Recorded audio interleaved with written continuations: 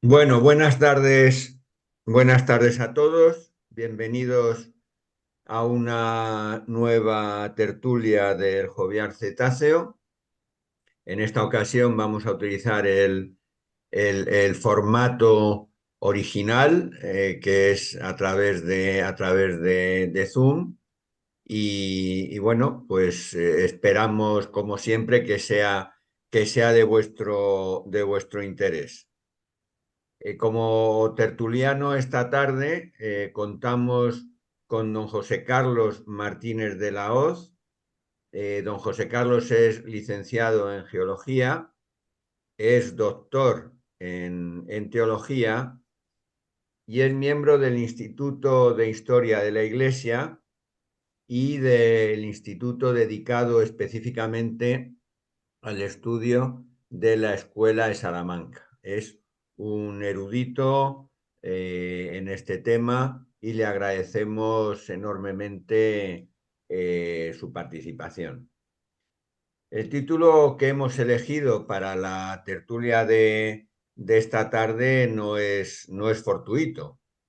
Lo hemos llamado La Escuela de Salamanca, una propuesta adelantada a su tiempo, y yo creo que nos hemos quedado cortos, ¿no? La Escuela de Salamanca no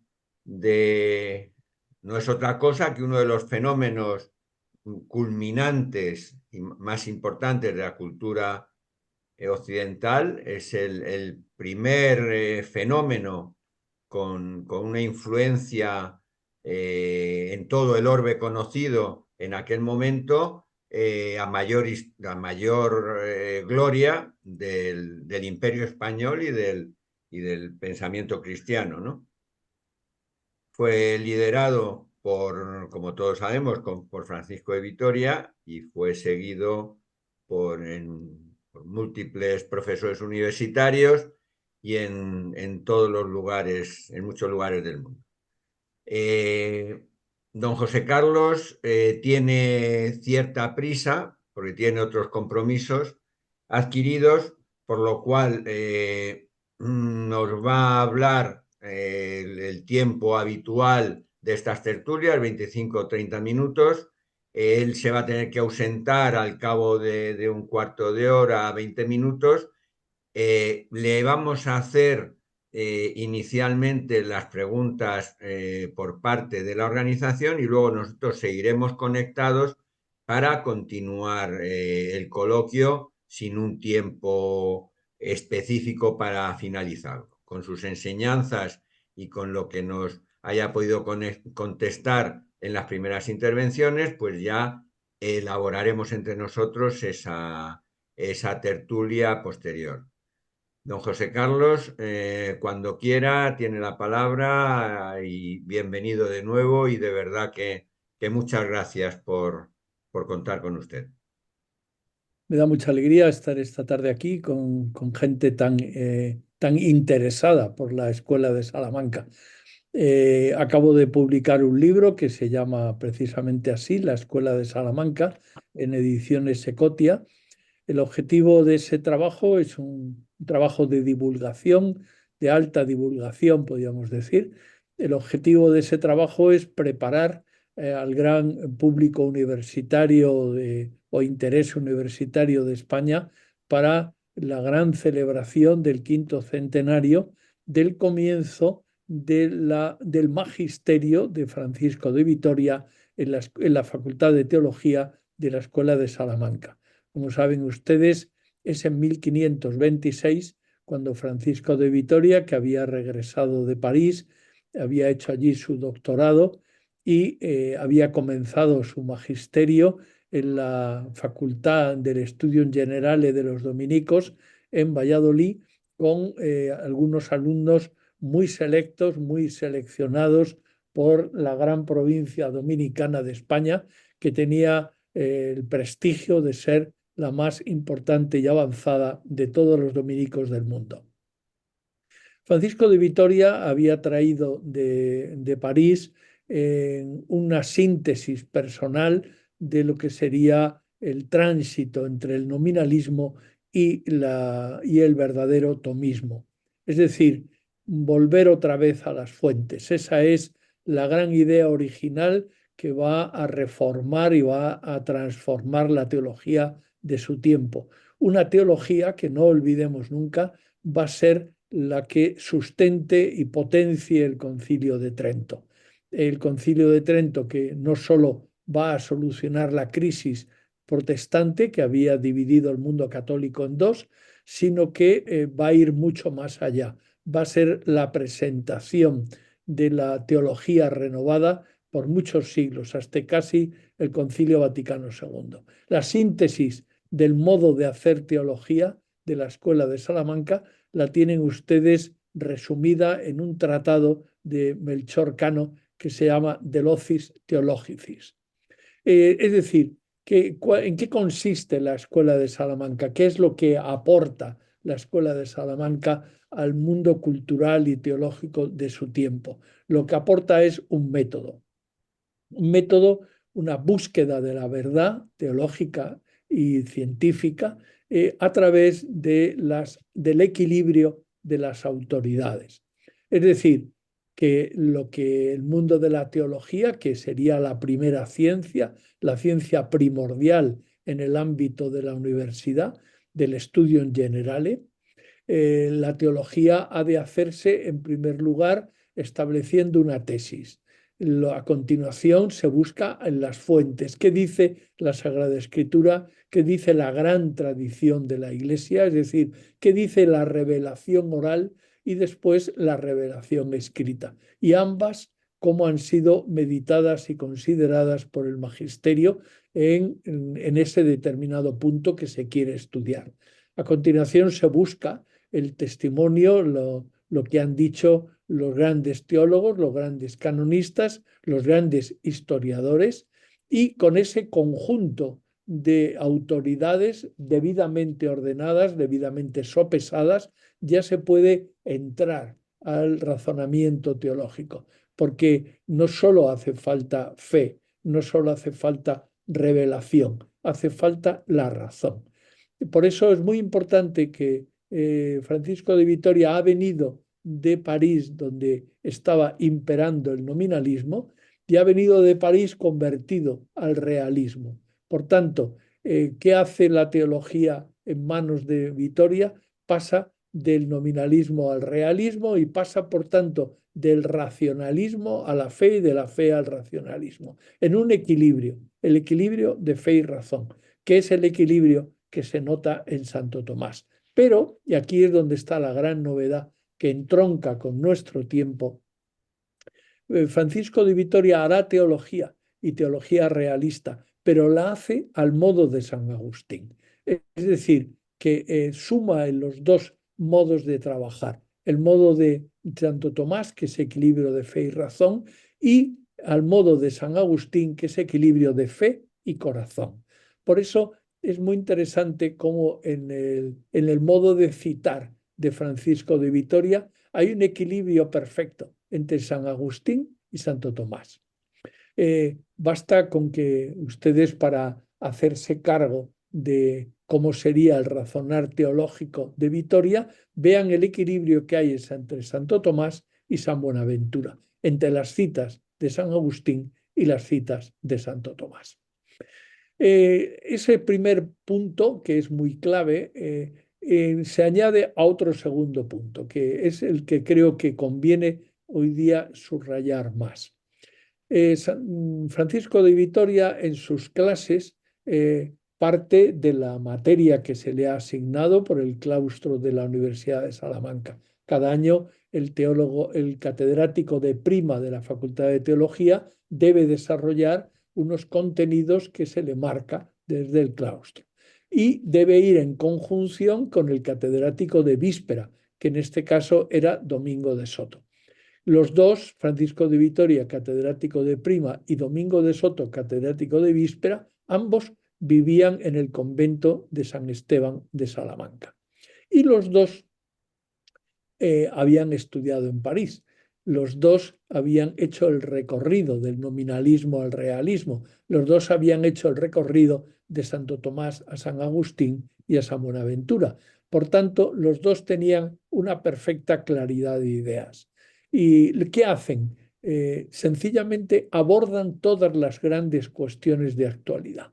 Ellos son conscientes de que tienen delante de sí a un público entusiasmado con la idea del estudio, con la idea de la búsqueda de la verdad, con la idea de hacer un equilibrio de fe y razón, pero necesitan salir del ambiente escolástico que durante siglos había ido deteriorando el quehacer teológico.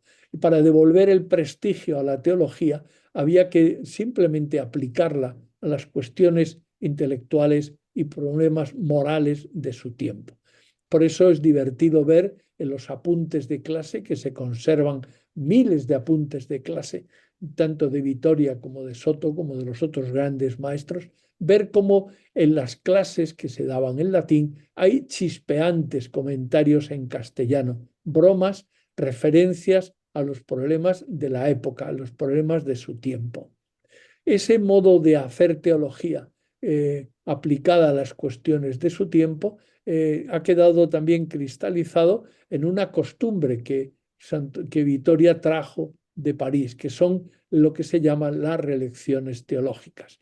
Todos los catedráticos de teología y de derecho tenían que dar cada año una lección magistral para todo el claustro de la universidad, es decir, los profesores y los alumnos de todas las facultades. Las relecciones teológicas se sucedían nemine discrepante, sin interrupción, sin preguntas, 2 horas seguidas. Se medía el tiempo con la clepsidra o reloj de agua.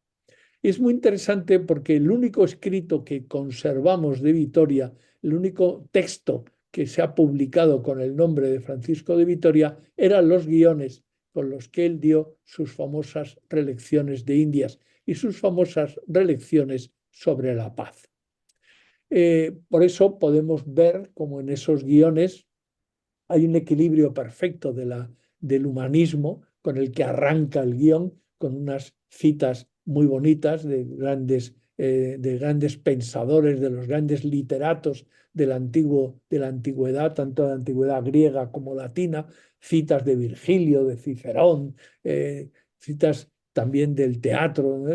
Es muy interesante cómo recorren aquella antigüedad griega y latina, ¿no? Y después enseguida baja a un lenguaje culto, un latín culto, pero no un latín exageradamente culto, sino suficientemente culto para que pueda ser seguido por los alumnos que están asistiendo a la sesión, puedan enterarse bien de lo que se va a decir, porque el objetivo era dar criterio a todos esos universitarios y a los profesores sobre los grandes problemas morales, culturales de su tiempo. Allí discurrirán en esas relaciones teológicas, ya lo he dicho, el problema de las Indias, pero también, por ejemplo, el problema de los pobres. Domingo de Soto, aprovechando que Felipe II, el gran príncipe Felipe II, que va a ser el nuevo emperador, va a casarse y va a casarse en Salamanca. El gran príncipe y emperador se casa en Salamanca, es una boda por todo lo alto, pero es una boda que sucede en un momento en que en España hay una hambruna terrible, sobre todo en Castilla. Y Domingo de Soto, que era el encargado por el ayuntamiento de repartir las cédulas o carnés de pobre, tiene presente la situación de la hambruna, del hambre que están pasando los alumnos y están pasando las personas que trabajan y que viven en el ámbito de la Universidad de Salamanca. Y escribe una relección que se llama así, La deliberación de a causa de los pobres, donde explica argumentos tan interesantes como la dignidad del pobre, como al pobre hay que darle limosna, pero el pobre tiene derecho a pedir limosna y el pueblo tiene derecho a dar limosna, pero a la vez las autoridades deben procurar ayudar y superar esas hambrunas poniendo el precio justo al pan, pues que si no, algunos pueden enriquecerse a costa del hambre de otros. Por ejemplo, Domingo de Soto en esa reelección habla del derecho que tienen los hombres a viajar por el mundo entero y establecerse en cualquier país y sacar adelante la sociedad allí donde esté. El problema que hoy día es el problema de la inmigración, con todas las complejidades que sabemos muy bien que tiene la cuestión. Pero es interesante que aquellos maestros sabían que debían bajar a la arena, que debían bajar a los problemas del tiempo, porque sólo así podrían captar el interés de aquellos jóvenes estudiantes que luego serían los profesionales que sacarían adelante el mundo del derecho, el mundo de la economía, el mundo de la judicatura y el mundo de las armas y el mundo de los ejércitos. En ese sentido, vamos viendo cómo el modo de hacer teología, en primer lugar, se manifiesta en un método, luego se manifiesta en un modo de captar la benevolencia, el interés del alumno, para que pueda aprender y pueda adquirir un criterio que le ayude en la vida. Y luego hay un tercer punto que me parece capital en esto, en la caracterización de la Escuela de Salamanca, que es la antropología. Si uno lee las relecciones de Vitoria, o uno puede leer los tratados, porque Domingo de Soto, el gran discípulo de Vitoria y compañero suyo de claustro, cuando vuelve del Concilio de Trento, él vuelve tan preocupado por la falta de verdadera cultura teológica, de verdadera formación teológica de los hombres de su tiempo, tanto de los obispos como de los propios teólogos de otras universidades, como del propio clero con el que ha conectado en el Concilio de Trento. Y él decide escribir todo aquello que su gran maestro Vitoria no había podido escribir. Y de hecho publicó un libro interesantísimo sobre la justicia y el derecho, otro libro sobre el comentarios al cuarto de las sentencias, como todos los grandes teólogos tienen ese documento. Luego un libro que es clave en el Concilio de Trento, que es lo más importante del Concilio de Trento, es la intervención de Soto en el documento del Tratado sobre la Justificación, que es el punto clave de la doctrina luterana. Eso lo puede hacer Domingo de Soto, puede su discurso pasar directamente a ser la sesión sexta del Concilio de Trento y el decreto de justificaciones, porque había escrito un libro interesantísimo que se llama Sobre la naturaleza y la gracia, que había publicado en Venecia en 1545. Es decir, ¿qué ocurre con Vitoria y con Soto? Que son capaces de pasar de hablar de la teología más alta, como la naturaleza y la gracia, a hablar del mundo del derecho y de la importancia de la justicia y el derecho, y de la misma manera pueden hablar del precio justo, pueden hablar de cómo puede haber unos préstamos en precario y eso no ser usura. ¿Por qué pueden pasar de la teología al derecho y del derecho a la economía de una manera tan natural? Porque tienen una sólida base antropológica. Lo que ellos están hablando es de antropología. Y al hablar del hombre y hablar de la sociedad y al hablar de la justicia y del bien, de la santidad de vida, del bien común, lo que ocurre sencillamente es que están pasando de un ámbito al otro, porque al final lo que adolece nuestra sociedad actual es de antropología. Por eso el gran humanismo, el humanismo cristiano, que tiene una fuente fundamental para ella, que es la doctrina de la Escuela de Salamanca y los modos de hacer de la Escuela de Salamanca, ese humanismo cristiano que estuvo tan en boga en este país en los años 70, cuando empezó la democracia, ese es el que habría que volver a renovar. Por eso, volver a Vitoria, volver a la Escuela de Salamanca, tiene un objetivo, que es renovar el humanismo cristiano y proporcionarle a la cultura de nuestro tiempo un nuevo humanismo, el humanismo de la Escuela de Salamanca. ¿Y en qué se basa ese humanismo? Ese humanismo se basa en los derechos humanos, esos derechos humanos de la Carta de Derechos Humanos que tuvo que establecerse cuando terminan las dos guerras mundiales, y es como un clamor universal. Hay que hacer una Carta de Derechos Humanos para que podamos organizar nuestra convivencia y que nunca más vuelva a haber una guerra mundial. Claro, para hacer esa Carta de Derechos Humanos, ¿qué hicieron nuestros hombres en los años 40 al término de la guerra?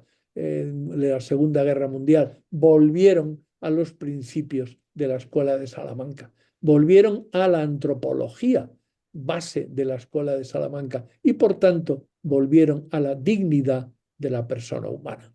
Si miran ustedes el Concilio de Trento y la importancia que tuvo la Escuela de Salamanca en la doctrina conciliar, podrán observar que la gran doctrina del Concilio Vaticano II pudo salir adelante por una razón, porque sencillamente los padres conciliares lo que hicieron fue dialogar con la sociedad de los años 60, con el mundo de los años 60. Dialogaron sobre una base, sobre la dignidad de la persona humana, porque para poder dialogar con el mundo solamente se puede hacer si hay algo en común.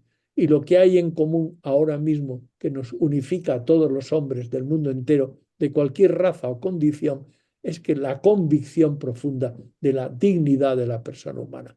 Cuando Francisco de Vitoria se revela ante el emperador y le dice que el título que está esgrimiendo de que España puede estar en América y conquistarla porque el Papa Alejandro VI le ha donado esas tierras a cambio de convertirlas, Francisco de Vitoria se niega y dice que ese es un título falso. Decirle que está actuando con falsedad al emperador hay que tener mucho atrevimiento. Tan atrevido fue que el Carlos V manda una orden inmediatamente a la Universidad de Salamanca y le pide al rector que acalle a ese fraile llamado Vitoria. Pocos meses después es el propio emperador y es el propio Consejo de Indias el que no dará nunca ningún paso sin consultar a Francisco de Vitoria. Y Francisco de Vitoria no dará nunca ningún dictamen sin consultar la dignidad de la persona humana. Y a partir de ese foco antropológico, es como se puede ir abordando las diversas cuestiones, por ejemplo, la esclavitud. Se niega la esclavitud de los indios, porque los indios son personas humanas, son personas llamadas al bautismo, son personas que son dueños de sus tierras y son súbditos de la corona de Castilla. En 1504, en el codicilo que deja como testamento la reina Isabel, dice eso: jamás los indios podrán ser esclavizados porque son súbditos de la corona de Castilla. Tienen los mismos derechos y deberes que los demás. Por eso es muy interesante que en esa antropología teológica, filosófica, económica, van surgiendo las preguntas y las respuestas. Es interesante que a veces no se acierta a la primera y hay más discusiones hasta que se llegue. Porque otro de los principios de la antropología teológica y filosófica de Vitoria y de la Escuela de Salamanca en general es lo que se llama el común sentir de los hombres. Eso que después la teología católica denominará sensus fidelium, eso ya lo promovió Francisco de Vitoria. ¿Qué dice el común sentir de los cristianos? ¿No? Por ejemplo, en el caso de la economía, ¿cuál fue el gran motor de la economía española del siglo XVI? Lo dice Keynes en uno de sus tratados, cuando dice la economía en España y en Europa dio un gran estirón en el siglo XVI porque la Escuela de Salamanca mantuvo bajos los tipos de interés. ¿Qué quiere decir eso? Pues quiere decir algo tan sencillo como que Francisco de Vitoria autorizó los préstamos en precario. Santo Tomás había admitido dos principios para que se pudieran hacer préstamos con interés: el daño emergente y el lucro cesante. Y Vitoria añade un tercero: la globalización de la economía. Porque dice él, si alguien que está en América envía un dinero a su primo que está en Sevilla y le manda una lista con todo lo que tiene que comprar para enviárselo en el siguiente barco, su primo de Sevilla le va a añadir un tanto por ciento por la gestión y luego por la comisión, y luego le va a dar al mercader al que le va a entregar la lista, le va a dar otro tanto por ciento pequeño, otro 5%, de tal modo que efectivamente todo aquello volverá a América, pero volverá con dos comisiones, la del primo y la del comerciante. Es decir, esa autorización a que eso es un trabajo, eso es obra de la cabeza, del corazón de Francisco de Vitoria, que sabe descubrir en el común sentir de los hombres que eso es trabajo.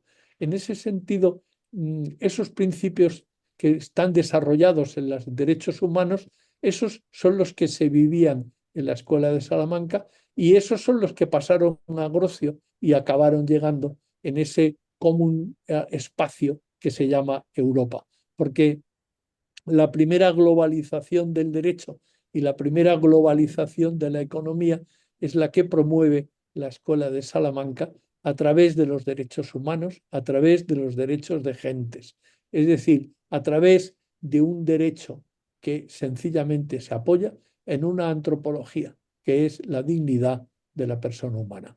Por eso, si queremos encontrar una nueva cultura, una nueva civilización, un nuevo humanismo, lo que para poder afrontar los retos y los problemas que tenemos en el siglo XXI, lo que hay que hacer es volver a la Escuela de Salamanca, volver a ver cómo ellos encontraron en la antropología teológica y filosófica de su tiempo, encontraron en Santo Tomás, en San Agustín, en San Buenaventura, encontraron en los grandes pensadores, encontraron la clave, esa antropología, ese descubrir que el hombre no es que sea simplemente un ser capaz de hacer obras morales o capaz de juzgar moralmente. No, el hombre es imagen y semejanza de Dios. Y por tanto, como es imagen y semejanza de Dios, ese hombre tiene toda la dignidad y es poseedor de todas sus cosas, de todos sus bienes, porque los bienes de América nunca fueron res nullius, siempre tuvieron un dueño. En ese sentido, creo que con este pequeño panorama sintético podemos, si queréis, empezar a hablar. Tenemos 20 minutos largos, podemos contestar a todas las preguntas que queráis. Muchas gracias, don José Carlos. Pues me voy a permitir ser yo quien inicie este coloquio, diciendo a los demás que por favor, utilizando los medios que nos ofrece Zoom, puedan levantar la mano, activando el correspondiente icono que hay, o que se hagan visibles a mí con la mano levantada, o que a través del chat, como ya tenemos también otra pregunta que voy a formular después, aparece. Pues tomando el final de su intervención, yo le preguntaría eh, cuál es la influencia real de la Escuela de Salamanca, cuál es la influencia positiva de la Escuela de Salamanca en el mundo actual, y sobre todo en este momento referido a todo el entorno social y económico. O sea, ¿qué nos tiene que aportar desde el punto de vista de la doctrina social de la Iglesia, las concepciones sociales y económicas de la Escuela de Salamanca aplicadas a nuestra realidad actual? Bueno, es que efectivamente cuando uno descubre, por ejemplo, el concepto de libertad, que es un concepto importante, ya lo ha sido siempre y lo seguirá siempre. Claro, para Vitoria, la libertad no consiste simplemente en elegir, no es una cuestión de libre albedrío, elijo esto o aquello, elijo blanco o negro. Para él, hombre de su tiempo, pero hombre profundamente realista y profundamente conocedor de la teología de Santo Tomás, para él la libertad es energía, es decir, es fuerza. Santo Tomás definía la libertad como vis electiva mediorum servata ordine finis, la fuerza de elegir los medios en orden al último fin. Por eso, cuando uno lee a Edith Stein y dice la libertad es coraje, el coraje de la libertad, ¿no? No simplemente es hacer una cosa u otra, hacer lo que me apetece o no, violentarme, no, no, es mucho más, es energía, es poner todos mis talentos al servicio del bien común. Por ejemplo, Vitoria niega que el hombre esté corrompido como decía Vitoria. Otro planteamiento antropológico pesimista, el que tenía Vitoria, que decía que el hombre estaba corrompido por el pecado original. No, no, Vitoria dice, la gracia no destruye la naturaleza, la sana, la supone y la eleva. Por tanto, el hombre está en condiciones de amar a Dios, es libre porque puede amar a Dios y puede sacar adelante su familia. Por tanto, el hombre puede trabajar en la economía, puede ganar dinero, simplemente lo que tiene que pensar es, en primer lugar, en su familia, luego en la sociedad en la que vive, ¿no? Y después ya pensará en sí mismo, ¿no? En ese sentido, el hecho de poner la libertad en juego, de tirar hacia arriba, ¿no? De estimular, ¿no?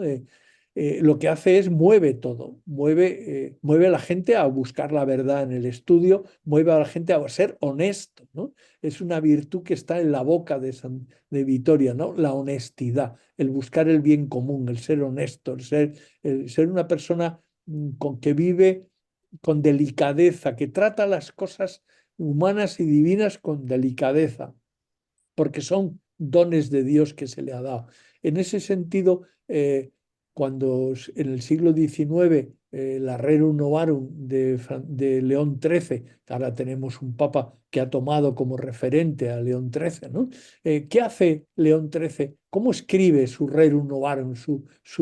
Simplemente buscando en la escuela de Salamanca y buscando en esa corriente, en ese venero de tradición teológica de dignidad de la persona humana, de buscar el bien común. Entonces, busca esos argumentos que van a constituir una parte de la teología moral especial que se llama la doctrina social de la Iglesia.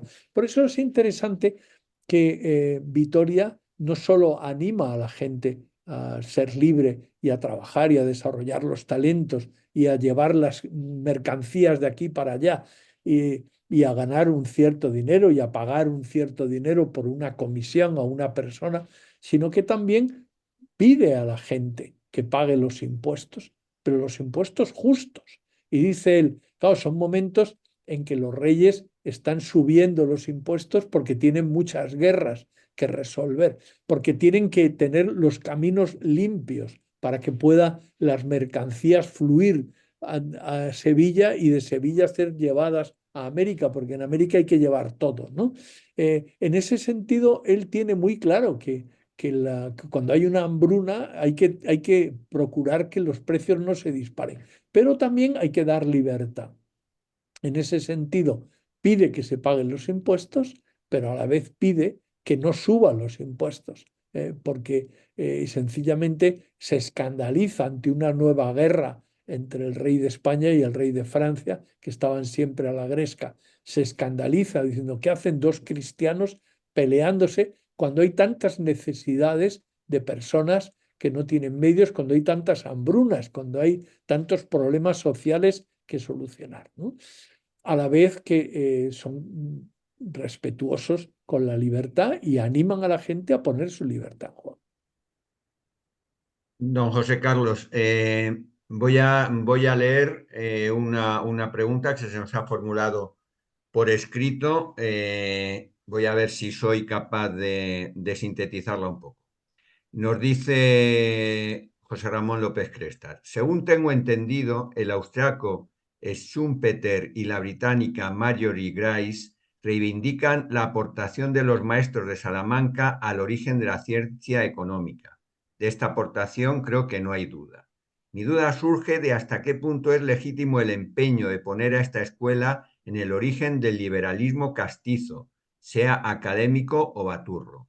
Parece que los escolásticos salmantinos, aunque afirmaban la legitimidad de la propiedad privada, le asignaban un carácter secundario o instrumental frente al bien común. En otras palabras, la propiedad no es un derecho absoluto. Luis de Molina afirmó que aunque la propiedad privada es legítima, el derecho natural obliga a compartir en casos de necesidad y el Estado puede intervenir para asegurar la justicia distributiva. Y Juan de Mariana defendió la posibilidad de resistencia contra el tirano y justificó la rebelión contra quien, amparándose en el derecho a la propiedad, vulnera el derecho natural. Estas afirmaciones, que son coherentes con la doctrina social de la Iglesia, están muy lejos del liberalismo que fía al mercado la regulación de las relaciones entre los hombres. ¿Qué opina de la opinión No, de nuestro común no, amigo no. José Ramón López Quiero Cristo? decir que es muy bonito. San José María decía que la sociedad en cada momento debemos ir in ipso orto rerum novarum. Hay que estar en el mismo nacer de las cosas nuevas, ¿no? En ese sentido, ¿qué es la maravilla de la Escuela de Salamanca? Que lo que hace es aplica la moral y la doctrina de la Iglesia Católica, la de siempre, la filosofía cristiana, lo que sería el común sentir de los teólogos cristianos, lo aplica a los problemas de su tiempo. Los problemas de su tiempo, como estamos comprobando, son muy parecidos a los nuestros. Son momentos de expansión económica, son momentos de globalización económica, ¿no? Son momentos en los que hay hambrunas y hay peste, como acabamos de vivir un COVID, nos hemos encerrado todos, entendemos muy bien la peste que asolaba Europa en el siglo XV. O sea, en ese sentido los problemas son muy parecidos, ¿no? Lo bonito es ver cómo ellos iban aplicando esos principios y iban rompiendo moldes. Eh, si el emperador se negaba a escuchar, ellos seguían hablando, aunque el emperador dijera lo que dijera, ¿no? Porque cuando uno está en posesión de la verdad y lo que busca es el bien común, lo que no debe hacer es callarse, ¿no? En ese sentido, es muy bonito ver el inicio, el ipso orto rerum novarum, porque en Vitoria está, y en Soto, en los primerísimos de la Escuela de Salamanca, está unas consideraciones que luego fueron aplicadas y que se funcionaron, porque siempre que se habla de la dignidad de la persona humana, cuando se tiene en cuenta la dignidad de la persona humana, eso siempre funciona, ¿no? Lo que no conviene es, como podríamos decir, intentar fijar fórmulas físicas, fórmulas matemáticas. Hay una econometría actual que está llevando un poco el peso de la gran economía. El peso de la gran economía la está llevando la econometría. Hay mucha matemática, mucha física, ¿no? Mucho cálculo de probabilidades, de estadística, mucha verdad estadística, ¿no? Y en ese sentido hay que aplicarla porque hay muchas personas en juego, hay mucho dinero en juego, hay muchas fortunas en juego y hay que ser serios y responsables en el uso de los bienes económicos que se nos han dado. Pero también hay otra verdad, que es la verdad ontológica, que es la verdad profunda, que es el hombre, cuál es su dignidad. Por ejemplo, Enrique VIII, así como Vitoria y Soto promueven que se pueda viajar por el mundo entero sin trabas, que si uno no tiene opciones en su lugar para sacar la familia, puede irse a otro lugar. Y de hecho, en España, mucha gente se fue a América. ¿A qué? Sencillamente a salir adelante, porque eran segundones, eran familias con 9 o 10 hijos.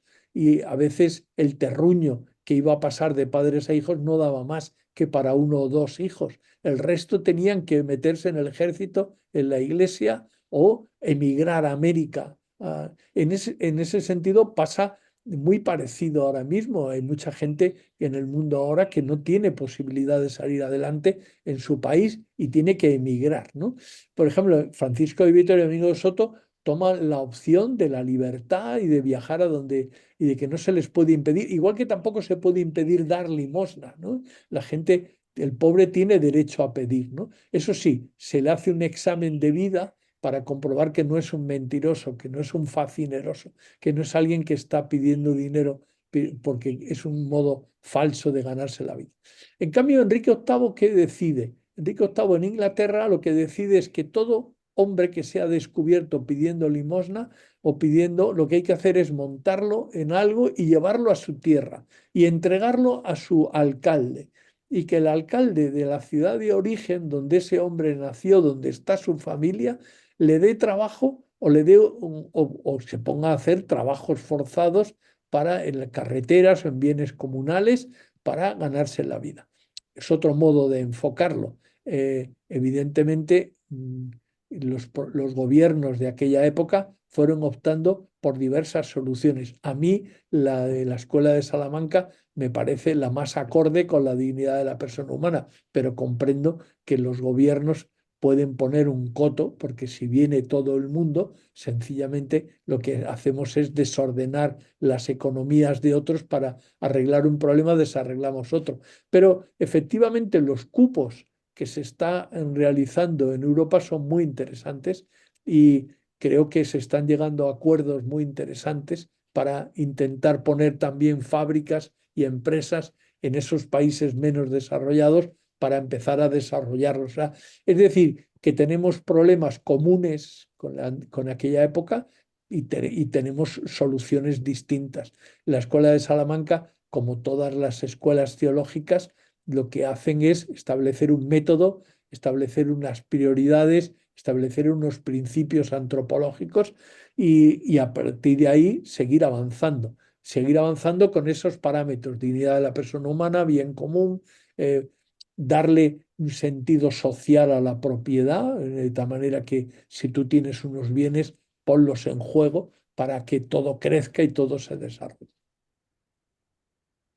Muy bien, muchas gracias. Le paso la palabra a Antonio Flores. Muchas gracias, don José Carlos, por su interesantísima disertación, que espero que repitamos porque no, va a haber tanto que hablar de este tema que no vamos a tener tiempo hoy, ¿no? Le leo mi pregunta. Ahora es una reflexión personal, ¿no? Ahora está de moda proclamarse liberal. No se sucedía así en mi juventud, en la época de la transición, ¿no? Entonces, una gran parte de mis amigos eran comunistas. Ahora ya casi ninguno se define como comunista, se definen como liberales. Pero en este caso ponen alguna matización. Por ejemplo, yo soy liberal con inquietud social, ¿no? En cambio, mis amigos católicos de aquella época, y de algunos posteriores, ¿no? Veo que han abandonado sus definiciones basadas en el cristianismo. Por ejemplo, el humanismo cristiano al que usted se ha referido, no dicen que son humanistas cristianos, dicen también que son liberales. Y además lo dicen para mí con un entusiasmo sorprendente, como una especie de orgullo, ¿no? Soy liberal a secas, sin más. Y no deja de sorprenderme, ¿no? Y no deja de sorprenderme también que cuando entramos en debate, cuando preguntamos, bueno, ¿pero por qué eres liberal o qué significa para ti ser liberal? Se basan en muchos casos en la Escuela de Salamanca para aducir que es la base del liberalismo, que la Escuela de Salamanca está absolutamente alineada con el liberalismo, ¿no? Y a mí me da miedo, y esa es mi pregunta, o mi inquietud, que esto sea una transposición, como otras muchas, de renuncia a nuestra a la autoridad moral tradicional, transposición, sustitución de la moral tradicional, de los conceptos tradicionales, por unos nuevos conceptos, enmascarando de alguna manera la dificultad para incorporarlos desde el punto de vista cristiano, ¿no? No sé si me explico bien, Sí. pero espero que se me Bueno, entienda. mira, en el siglo XIX, cuando se produce o sea, en el siglo XVII lo que se produce es las rupturas, es el siglo de las rupturas. Se rompe la unidad de la unidad de la Iglesia y aparecen muchas sectas protestantes que todas se sientan en la mesa de negociación, en la llamada Paz de Westfalia de 1648. Es el momento en el que se visibiliza el nuevo problema. Y es que ya no hay una unión religiosa. Hay en una mesa de negociación, ya no está a la cabecera la Iglesia Católica para poner orden y concierto, sino que en la mesa de negociación, en la Paz de Westfalia, hay 6 confesiones religiosas.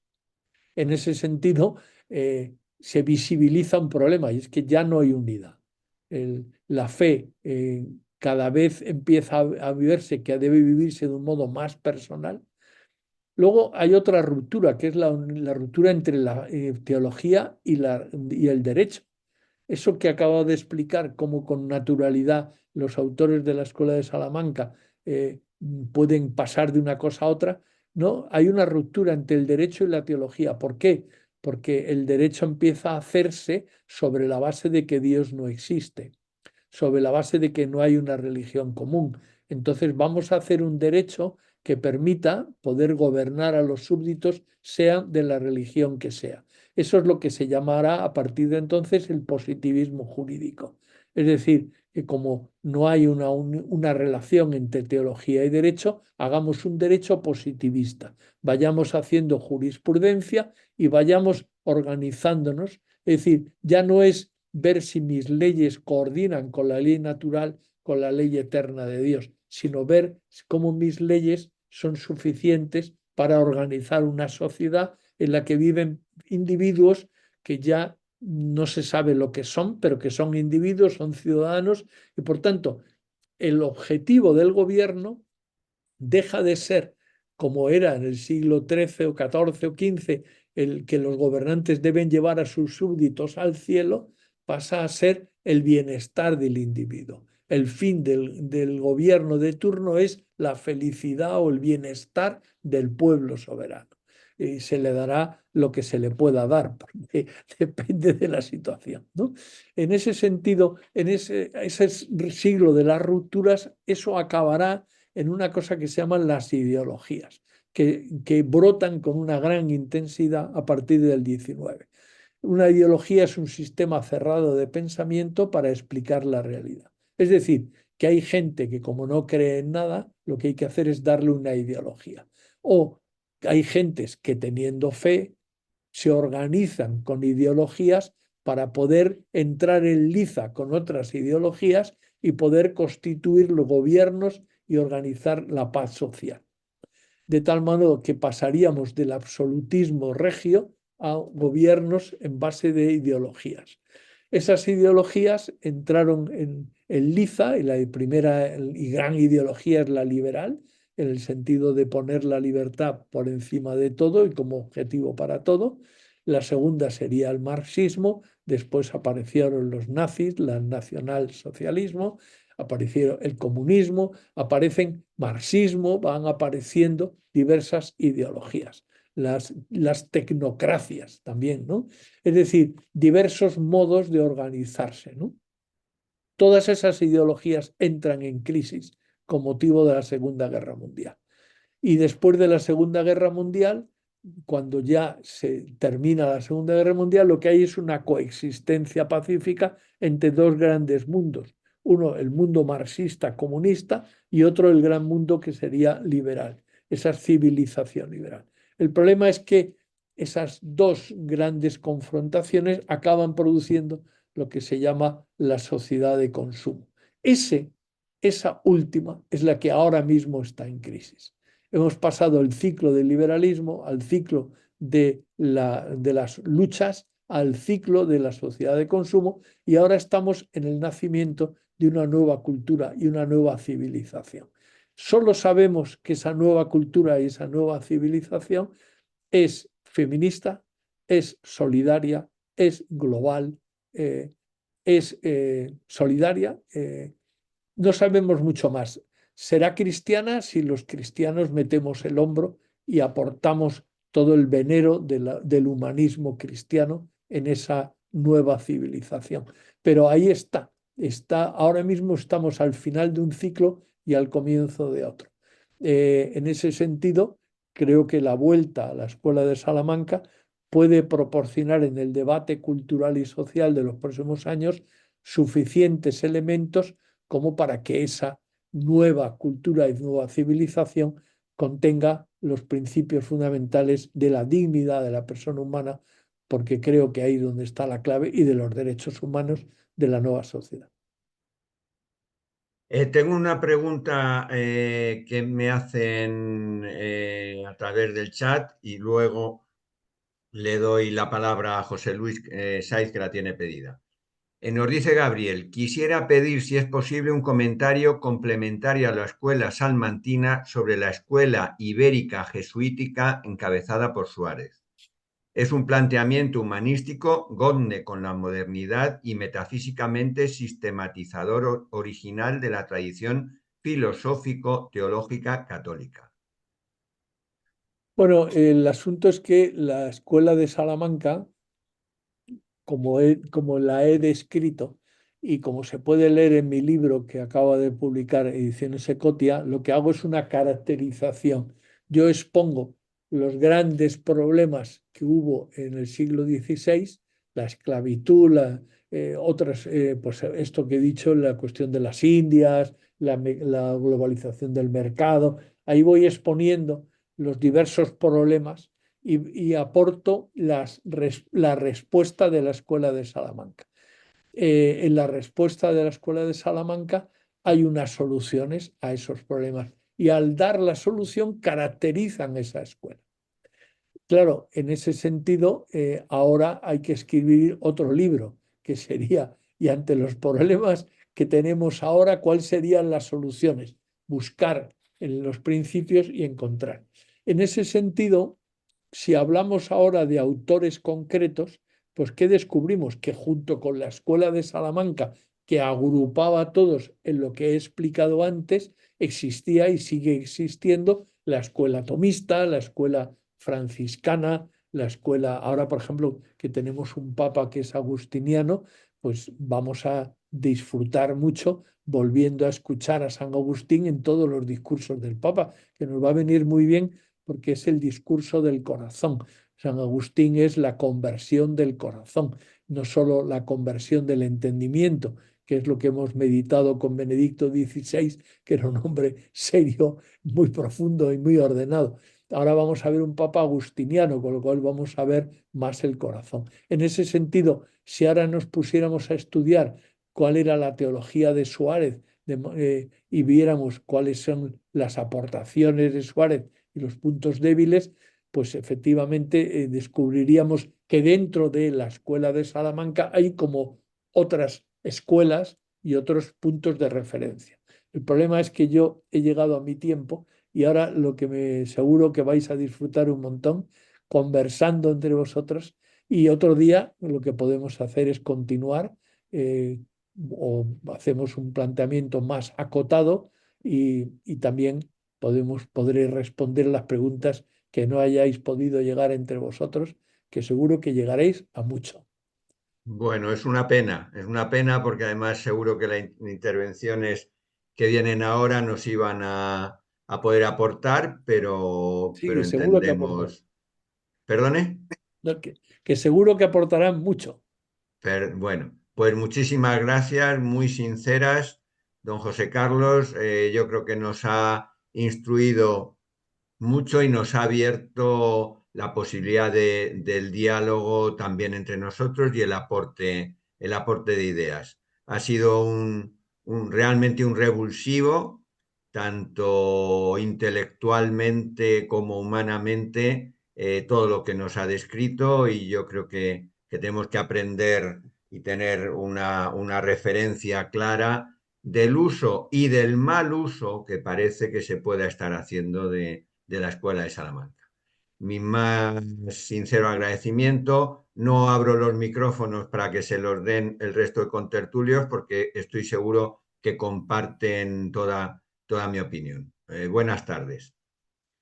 Nosotros seguimos, queridos amigos, y siento que José Luis no haya tenido la oportunidad de intervenir en presencia de don José Carlos, pero José Luis, seguro que lo que nos vas a decir es interesante y bueno, pues nos iremos intentando contestar entre todos nosotros. Veo que entre la audiencia hay gente muy instruida, muy versada en cuestiones filosóficas y que en algún momento pueda intervenir. José, cuando quieras.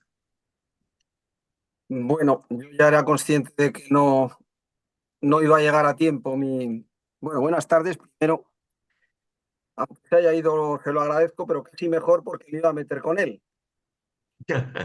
No, bueno, es una broma. Bueno, yo quería hacer una aportación y algún comentario. Entonces, bueno, la aportación, porque él no lo ha mencionado, yo no lo he visto referido en el libro al que él ha venido refiriéndose en la exposición, que es el libro publicado recientemente por Secotia sobre la Escuela de Salamanca.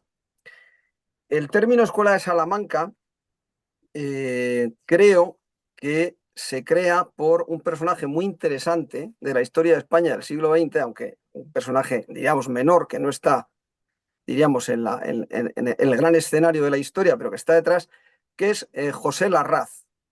José Larraz es ministro de Hacienda del gobierno de Franco entre 1939 y 1941. José Larraz es un personaje muy interesante porque es un abogado del Estado, número uno de su promoción, me parece que es de mediados de los años 20, es un hombre que está en la órbita de la Asociación Católica de Propagandistas, es un hombre que llega a un alto cargo en el Ministerio de Hacienda por indicación de José Calvo Sotelo al final de la dictadura de Primo de Rivera, y este hombre, después de abandonar de una manera un poco abrupta el Ministerio de Hacienda, en el que hizo cosas muy importantes en aquella primera etapa de la posguerra, este hombre, en su ingreso en la Real Academia de Ciencias Morales y Políticas, dicta una lección que se llama El mercantilismo en Castilla, 1500-1700, y en él se refiere expresamente a estos autores como la Escuela de Salamanca. Larraz había sido director de la sección económica del debate con Herrera Oria, había estado en Bélgica, era un técnico, pero era un técnico con una formación intelectual muy, muy, muy sólida. Y este hombre, creo que la autora norteamericana, Marjorie Grace Hutchinson, que es quien, diríamos, pone a la Escuela de Salamanca en la órbita de la ciencia económica, creo que lee a Larraz, lee esta conferencia de Larraz, de José Larraz, y es el origen de llamarles de esta forma tan reciente escuela.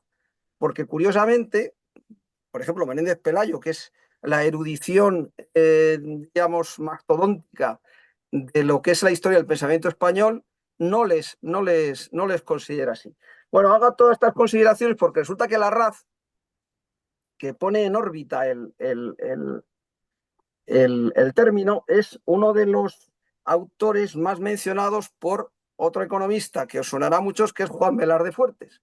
Juan Velarde Fuertes tiene muchas cosas publicadas sobre José Larraz. Y para él era una referencia, porque además yo creo que Juan Velarde fue discípulo hasta cierto punto de Larraz. Larraz, en el año 47, dicta una conferencia en el Ateneo que se titula El problema social de nuestra época, donde se refiere a que los excesos del liberalismo, los excesos del laissez-faire, laissez-passer, han llevado al problema social, que es el problema que ha configurado la Europa, nuestra sociedad y la Europa de entreguerras y posterior a la Segunda Guerra Mundial.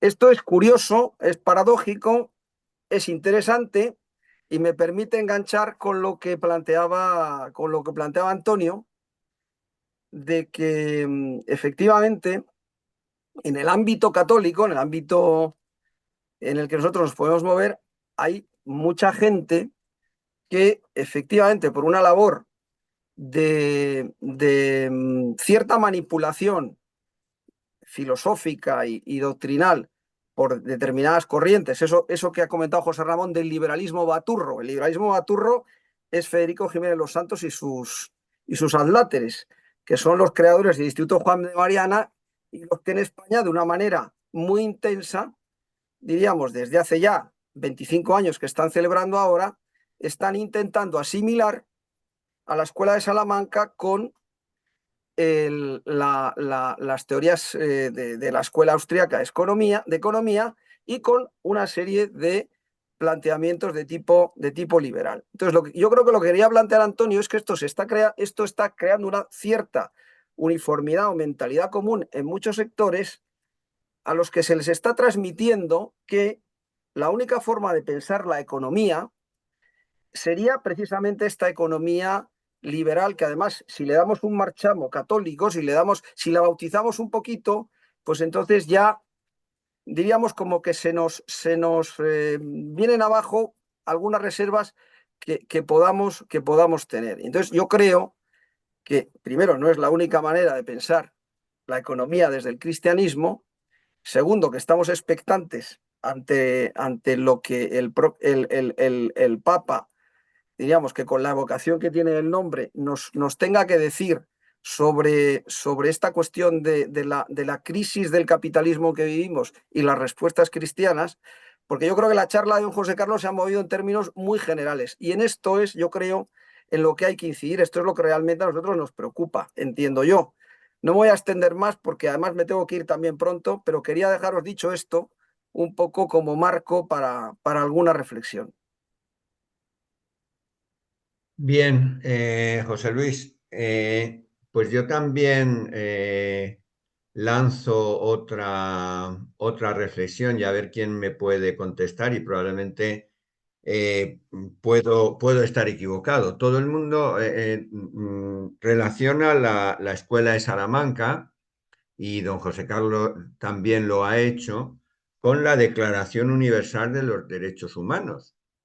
Y en mi modestia intelectual me gustaría saber si realmente analizando la Declaración Universal de los Derechos Humanos del año 47, todo tiene un contenido realmente referido a la doctrina cristiana, porque yo también tengo oído, como dicen en mi pueblo, que en esa Declaración Universal de los Derechos Humanos ha habido inspiraciones ajenas a toda esa posible doctrina o la doctrina que podía defender la Escuela de Salamanca. ¿Alguien me puede aportar luz en esto o tiene algún Pues comentario yo que hacer? mismo.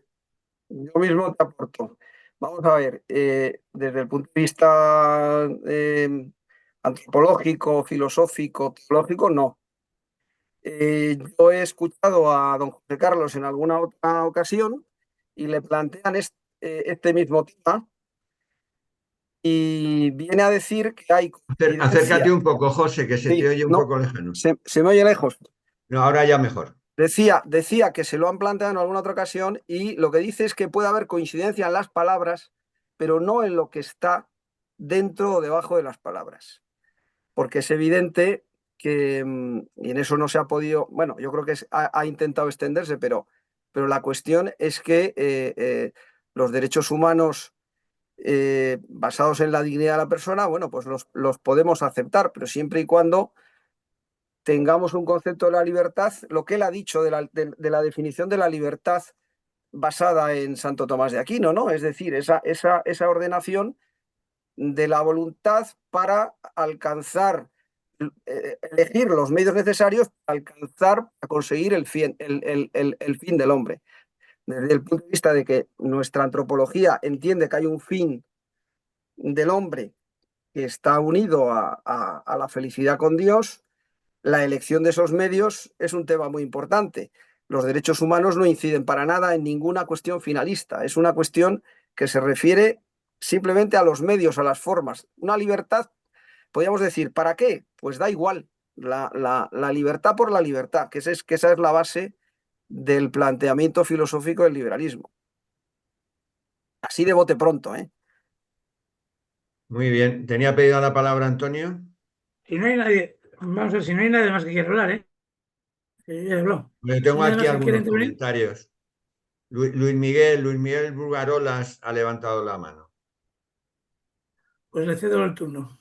Bueno, Adelante, Luis pues Miguel, muchas cuando quieras. gracias. Yo en realidad quería hacer un comentario que en realidad forma parte de una duda, ¿no? He leído el libro con mucho gusto y una de las cosas que veo que es que en la historia de la Iglesia se ha discutido mucho sobre el tema de la riqueza y precisamente Victoria y sus compañeros insistieron mucho que la riqueza es algo muy bueno, pero siempre está supeditado al ejercicio de la caridad. O dicho de otro modo, ¿no? O sea, especialmente adquiere su bondad cuando es cauce para la caridad. Cosa que, por otro lado, decir que mi tradición está absolutamente unido. O sea, pues, tanto a nivel familiar como por amistad, he visto que mucha gente que, digamos, que tenía posibles ha utilizado este dinero para favorecer a otros, ¿no? Y ahora pasamos a un poco la mentalidad contemporánea, ¿no? O sea, cuando Victoria hablaba, el Estado no tenía el papel que tiene hoy, ¿no? O sea, para mucha gente, hoy, y esto es tremendo, ¿eh? La caridad es algo superado e incluso demonizado, y se teoriza que en realidad es fuente o sea, una manera de perdurar las desigualdades, mientras que realmente lo que es capaz de gestionar bien la desigualdad y la pobreza es el Estado. Eh, es decir, hoy parece que tenemos una crisis de lo que significa primero la caridad y, y claro, este es el fundamento, digamos, moral que se da para la riqueza, ¿no? Que se supedita a esto, ¿no? Por otro lado, es verdad que un Estado anónimo que resuelve ciertos problemas no es lo mismo que personas que se implican de manera personal en tratar de resolver problemas que otros de otros congéneres suyos, ¿no? No sé, me gustaría que nos ayudáramos a profundizar en esto. Pues a ver si Antonio No, tiene algo que decir. Lo que planteas, Luis Miguel. sí, bueno, es un tema muy, muy antiguo. Está en la Escuela de Salamanca también, porque la Escuela de Salamanca habla de la caridad, pero también habla del bien común y de las cosas orientadas al bien común. Y eso implica la acción del Estado para conseguir el bien común. La Iglesia se llama de varias maneras, pero el principio es subsidiariedad. Pero también el Estado a veces lo ha reconocido. Yo recuerdo en tiempos de Felipe González a un ministro decir, hay problemas que resuelven mejor Cáritas que el Estado, dijo este hombre. No recuerdo quién fue, ¿no? Dice, porque yo no puedo llevar al barrio de Vallecas a la señora que tiene un problema tremendo hoy. Y yo no, el Estado no puede llegar ahí, ¿no? Eso hace falta la solidaridad de los demás, concretamente el sitio a Cáritas, recuerdo, la solidaridad entendida como caridad, o sea, preocupación por los demás, ¿no? Entonces yo creo que eso está claro. O sea, la caridad es imprescindible porque el vecino está ahí y porque el vecino como yo y estoy llamado por mi tradición, por mi cultura y sobre todo por mi creencia en Jesucristo, a ayudarle. El otro día tuvimos un incidente que no os voy a relatar, pero que hubo alguien que se paró y estuvo 2 horas ayudándonos a un problema que teníamos, ¿no? Sin ninguna necesidad, sin querer agradecimientos. Eso está en nuestros genes, está metido en los genes de la tradición cristiana y en cierta manera de la cultura española, ¿no? De la forma de ser española. También, no solo de española, pero también de otros países, pero está ahí. Pero eso no excluye que el Estado tenga que combatir las deficiencias del sistema, ¿no? Que el Estado tenga que compensar con su acción las carencias que hacen que la gente pase hambre o pase necesidades o tenga dificultades, ¿no? El Claro, es principio de decir, en cierto modo subsidiariedad son dos cosas complementarias, ¿no? Si se pone complementarias. en foco en la subsidiariedad, parece que lo primero es la iniciativa de las personas y después, donde no llega la iniciativa de las personas, la del Estado. Para quien tiene una visión más estatalista es al revés, es el orden es que decía el ministro socialista, ¿no? Eh, Claro, pero esa es la cuestión. Esa es la cuestión del debate.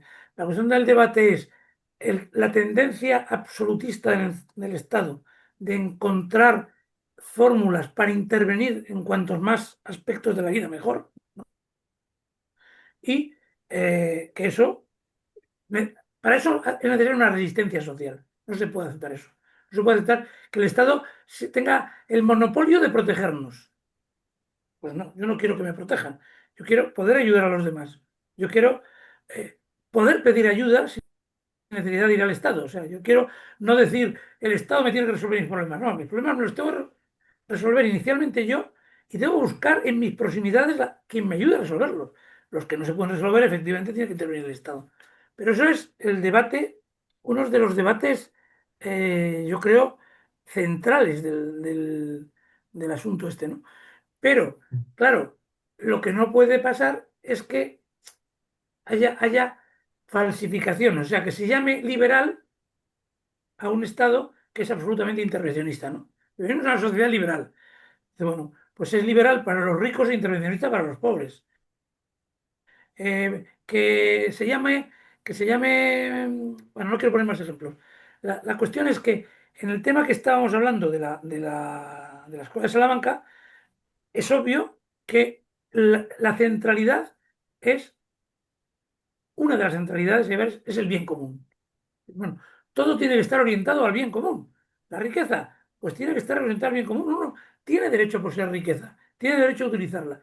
Pero si no la utiliza para el bien común, es legítimo obligarlo a que la utilice, a que lo utilice para Antonio, el bien pero común. perdona o sea, por ejemplo, para muchos el bien Se, común se es te la... oye regular, Luis Miguel. Ah, Deberías de, y me lo han sí, indicado por el chat. Aumenta el volumen. Confío en que ahora funcione mejor. Sí, claramente. O sea, para unos el bien común es el igualitarismo, para otro es la lucha contra la pobreza, contra la desigualdad. O sea, es que hay muchas, o sea, yo veo esto, estoy hablando de conversaciones que tengo recientemente, con gente cercana. Hay concepciones muy diferentes del bien común. Insisto, o sea, yo, por ejemplo, creo que el igualitarismo, no sé hasta qué punto es algo, un objetivo a buscar, ¿no? Yo Muy creo, bien. si me permitís intervenir, bueno, la verdad es que esto nos saca un poco del debate concreto de la Escuela de Salamanca, efectivamente.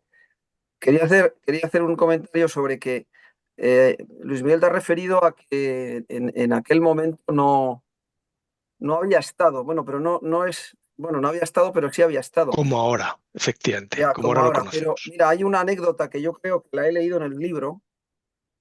Diego de Covarrubias, que es uno de los miembros destacados de la Escuela de Salamanca, es nombrado presidente del Consejo de Castilla. Era obispo de Segovia. Entonces, el rey Felipe II le escribe una carta y le dice que lo fundamental en este momento, lo que a él le preocupa, es la construcción de hospitales en todo el reino. Y le dice, ten cuidado, eso es algo público. O sea que no pensemos que aquel mundo era solo el mundo de la caridad.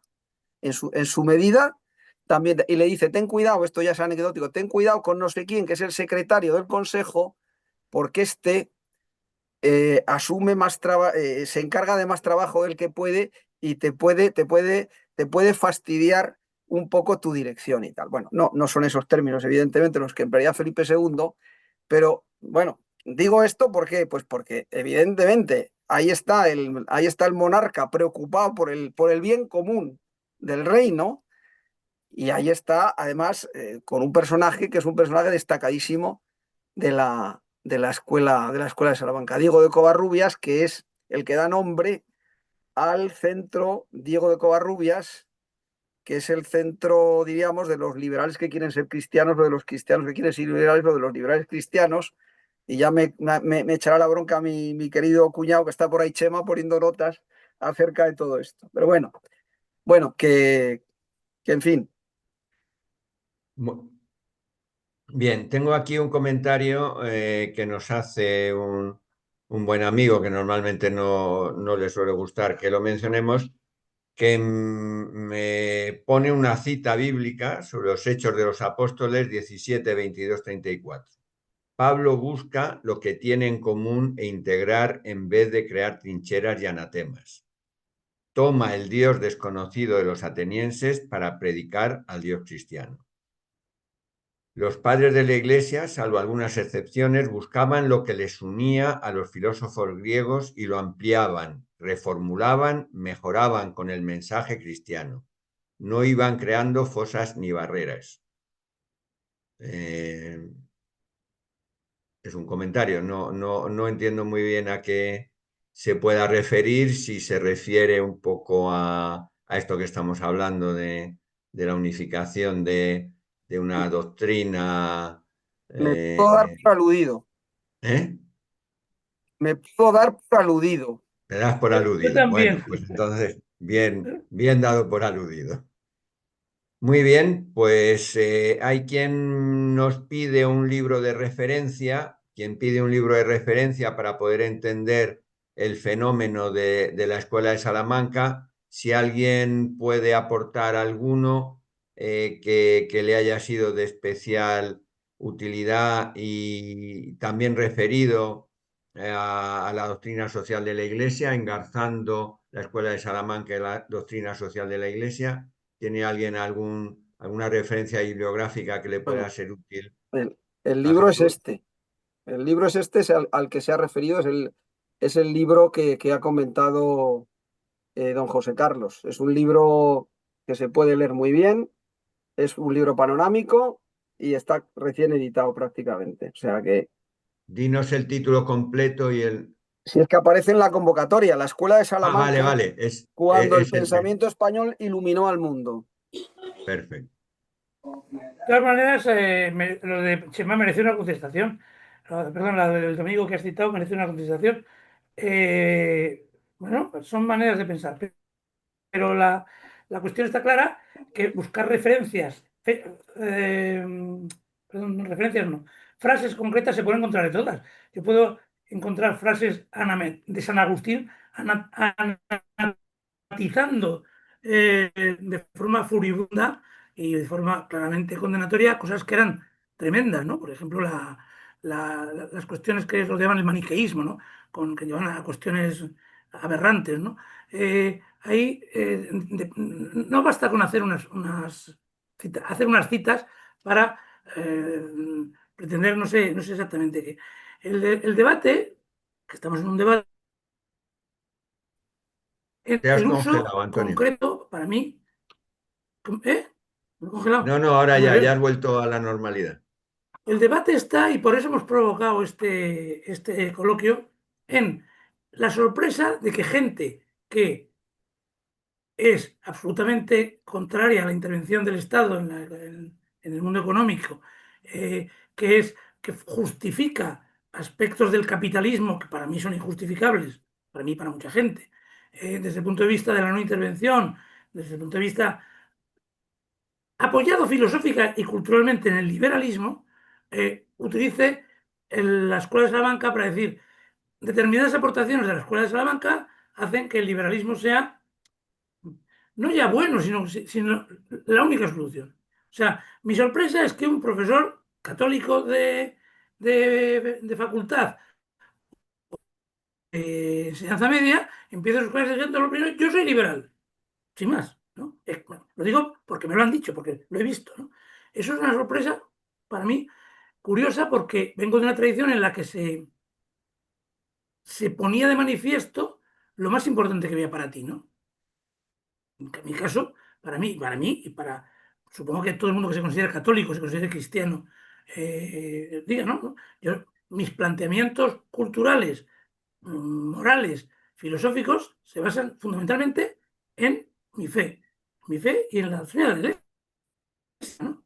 Entonces, esta cuestión es la que me preocupa, que queda enmascarada, más que enmascarada, que queda subordinada al hecho del liberalismo, de la declaración como liberal, de la declaración del liberal, ¿no?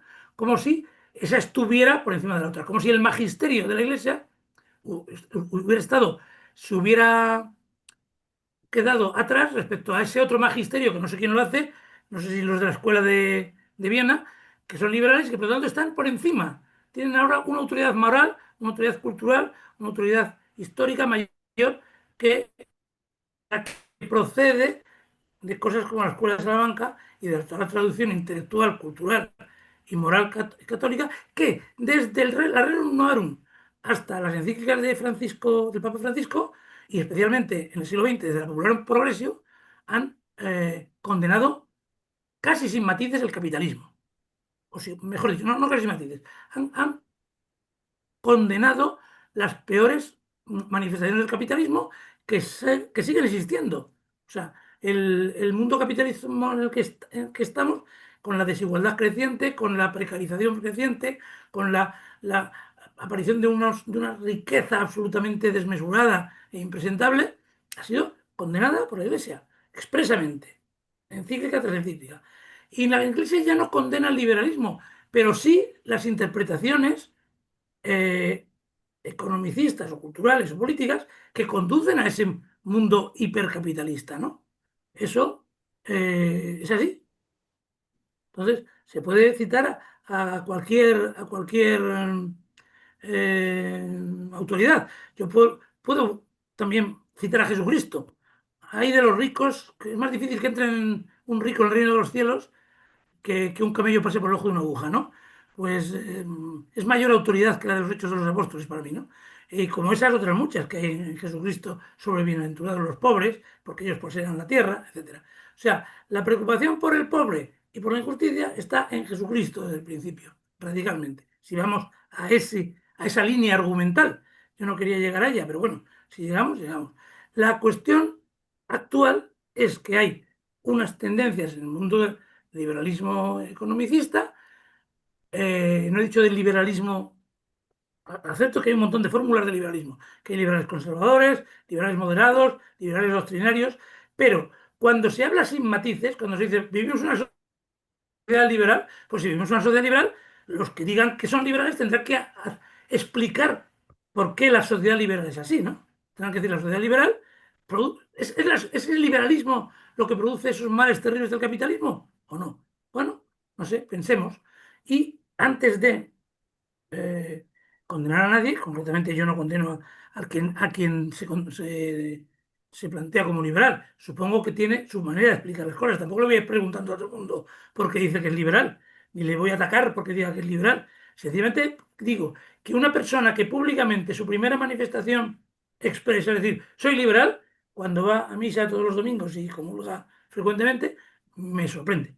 Cuando, en el contexto que me sorprende, no se dice en economía positiva yo soy liberal. Bien, bueno, ahí podemos hablar, ¿no? Si me dice yo soy liberal, pues entonces dirás, o sea que esta es tu sociedad, esta sociedad sin igualdad, con terribles diferencias sociales, con precarización, con multitud de una problemática basada en la desigualdad económica y en el mal uso de la riqueza, pues tendrá algo que explicar, ¿no? No sé si he contestado adecuadamente, a lo mejor menos apropiado. Bien, bueno, son opiniones, evidentemente, y que vienen muy a cuento de todo lo de la Escuela de Salamanca. Yo, desde luego, creo que la economía, evidentemente, tiene que estar al servicio del hombre, y que el capitalismo salvaje no está al servicio del hombre. Otra cosa muy distinta es el respeto al libre mercado y el respeto a la propiedad privada. O sea, no podemos caer en la exageración en ese sentido, ¿no? Entonces, el capitalismo salvaje no está al servicio del hombre, por lo cual no entra dentro de una serie de presupuestos, de creencias y antropológicos, ¿no? Lo que sí está claro es que la libertad de mercado también está en esa misma esencia, y la propiedad privada forma parte consustancial de nuestro ecosistema, por decirlo de alguna manera. ¿Alguna intervención más? Si no, damos por concluida esta... Una última matización. Efectivamente, la propiedad privada en la Escuela de Salamanca habla del respeto a la propiedad privada y no habla del mercado, pero sí habla del libre juego, de la libre, pero dice sometida a los criterios morales y al bien común. Exacto. Y eso los liberales difícilmente lo van a aceptar. Muy bien. Bueno, pues Una cosa, me gustaría responder una cosa, Antonio. Luis O sea, Miguel. igual que muchos que se definían marxistas, probablemente no habían leído nada de Marx ni sabían absolutamente nada de los teóricos y demás, y sin embargo se decían marxistas, les atraía la promesa de justicia social. Yo creo que muchos de los que se definen liberales hoy, lo que no saben nada del liberalismo, ni al nivel que tú conoces, ni nada por el estilo, y simplemente manifiestan un poco hartazgo de la invasión por parte del Estado. ¿Sabes? Yo creo que la cosa no tiene mucha más profundidad que esto, sinceramente. Sí, muy bien. Muy bien, pues lo dicho, con esto concluimos el curso, me da la impresión. No sé si ya nos da tiempo antes de la diáspora veraniega a organizar algún otro evento, no lo creo. Yo creo que ha sido un magnífico broche que nos va a hacer pensar, aparte de la brillante intervención de don José Carlos. Yo creo que es un tema que te deriva hacia otros y que que como él también decía, en el mundo actual, en la definición de esta civilización que se quiere configurar o que nos quieren configurar, pues siempre la presencia de una voz en aras de la justicia y en aras de la equidad y del hombre siempre viene bien. O sea que bienvenida la escuela de Salamanca en nuestro mundo, la entendamos mejor, la entendamos peor. Feliz verano. Como siempre, muchas gracias a todos por vuestra participación, por vuestras aportaciones y si no nos vemos, pues hasta nuestra próxima convocatoria. Un fuerte abrazo a todos.